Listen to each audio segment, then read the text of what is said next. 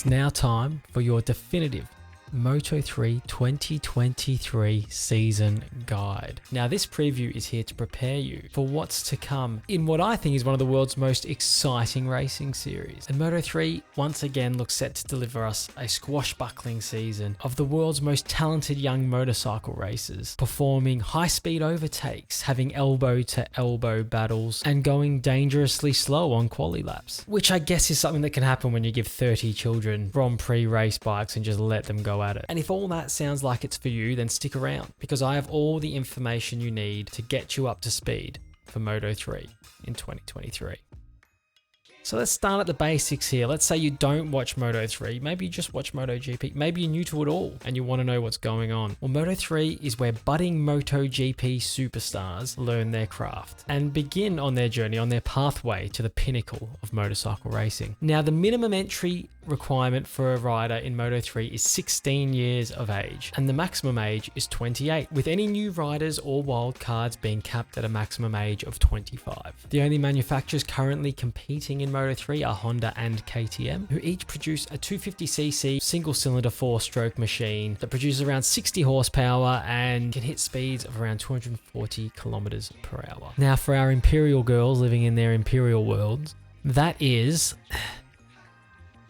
around 150 miles per hour. Now, for this season of Moto3, there will be no adoption of the MotoGP Saturday sprint race. So the weekend format will remain highly unchanged going into 2023. Aside from the fact that we have dropped our Sunday morning warm-up for Moto3, as well as Moto2, but that's coming in another video. Keep your eye out. The riders, however, will take part in 2 Friday practice sessions and 1 Saturday morning practice session, the results of which will determine which qualifying session the riders will go into, with the top 14 riders going directly into Q2 and the remaining riders competing in Q1, with the top 4 from Q1 competing or progressing into Q2 to compete for pole position. The Moto3 race is the first race on a Sunday morning, with the event usually starting around 11 AM local time and running for about 40 minutes in the dry. And all the old favorites are there, the point system, 25 points for the winner. We award points down to 15th place. That's all your bog standard stuff. Now, while Moto3 is typically used as a beginning or stepping stone for riders on their way to the pinnacle of motorcycle racing, we do have some familiar faces around the paddock in Moto3 this season. Although not all of them sporting colours that we're used to seeing them in, with a couple of potential title challengers switching teams to try and improve their fortunes for the coming season. Turkish sensation Deniz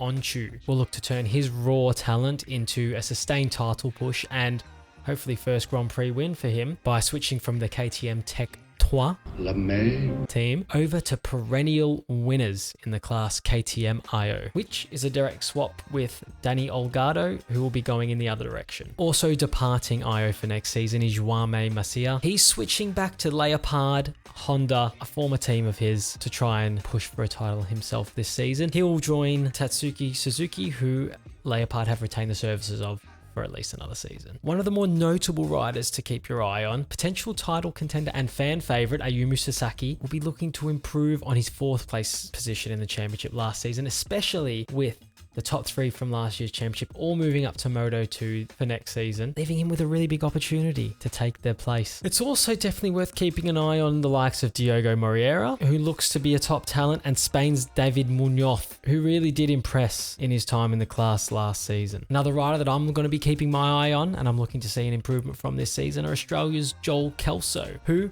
whilst didn't get a lot of great results last season, certainly showed some potential and raw speed with some excellent qualifying performances throughout the year. He's going to be making the switch over to the CF Moto branded team, and let's all get behind our little Aussie battler Joel. Come on, Kelso.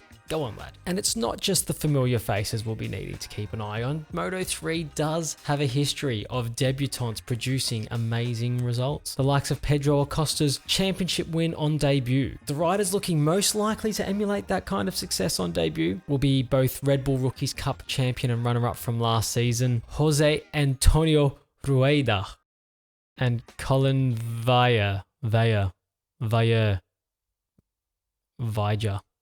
who both move into strong teams for next season. Now, it's also worth mentioning that MotoGP paddock black sheep Romano Fenati is back in Moto3. Romano has convinced someone to give him yet another go in Moto3. If you want to know more about Romano and you don't know who he is or anything about him, just give him a Google. You won't be disappointed. The Moto3 class will be supporting MotoGP at all 21 events on the MotoGP calendar this season with its unique brand of chaos and drama. Above all, we of course hope that all these young men manage to cross the line safely at the final round in Valencia, and hopefully the desire and desperation of these young ambitious riders doesn't lead to any unfortunate incidents risking the safety of themselves or any of their fellow riders this year. Moto3 racing is always extremely close and hugely competitive, and oftentimes in my opinion it's the best Grand Prix of the weekend. I would encourage all of you, if you do watch MotoGP but you skip Moto3, at least try and tune in for the odd race here and there just to see what it's all about. I rarely get left disappointed.